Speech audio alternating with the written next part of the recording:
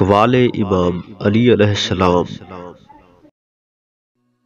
عالم وہ ہے جس کے اقوال کی صحت و صداقت کی گواہی اس کے افعال دیتے ہیں۔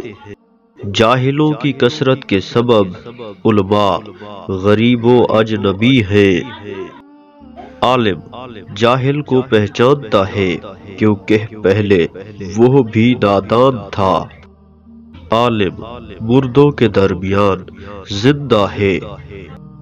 تم میں بڑا عالم وہ ہے جو تم میں زیادہ خوف خدا رکھتا ہے۔ بندوں میں تکبر کرنے والے عالم کو خدا سخت دشمن سمجھتا ہے۔ موت کے وقت بے عمل علماء سب سے زیادہ پشیمان ہوں گے۔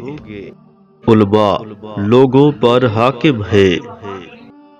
جب تم کسی عالم کو دیکھو تو اس کے خدمتگار بن جاؤ۔